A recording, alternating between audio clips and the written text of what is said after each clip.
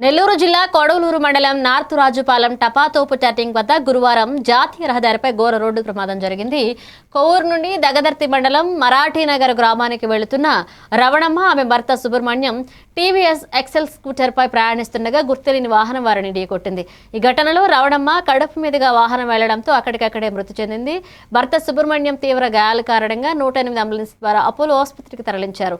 స్థానిక ఎస్ఐ కోటిరెడ్డి వివరాల ప్రకారం ప్రస్తుతం కోమాలో ఉన్నారు ఆయన. ఘటనా స్థలానికి పోలీసులు చేరి కేసు నమోదు చేసి దర్యాప్తు చేస్తున్నట్లుగా ఆయన తెలిపారు.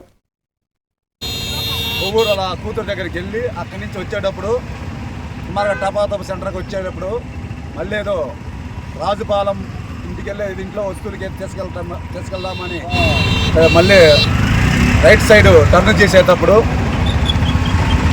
ఒక వెహికల్ సుమారు ఏదో వెనక నుంచి వెహికల్ అదురటం వల్ల బండి కిందపడి వెంటనే ముందున్న ఇద్దరు వెనక భార్య ముందు భర్త నడుపుతున్నారు టీవీ ఎక్సెల్ బండి, వాళ్ళిద్దరు కింద పడిపోయినారు. అనుకుంటూ ఆ పడిన టైంలో వెనక నుంచి ఏదో ఒక వెహికల్ వచ్చేసి ఆ ఏదైతే మధ్యలో పడిందో రమణమ్మని మధ్యలో నుంచి తొక్కించుకొని పోవడం వల్ల కరెక్ట్గా ఆ యొక్క మా పట్ట మీద వెళ్ళింది.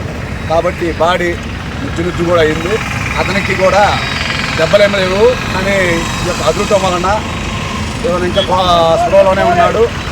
వెంటనే మనకి అమెరికాలు చెప్పడం వలన నేను నా సిబ్బంది వచ్చేసి వెంటనే అతన్ని ఆటోలో అపోలో హాస్పిటల్కి పంపించాను.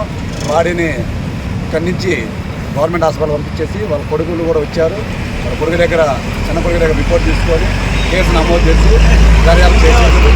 వెహికల్ని కూడా మ్యాక్సిమం హైవే మీద సీసీ కెమెరాలు ఉన్నాయి కాబట్టి అన్ని సీసీ కెమెరాలు కూడా చూసి త్వరలోనే ఆ యొక్క లారీని కూడా పే చేస్తాము, తెలియజేస్తాము.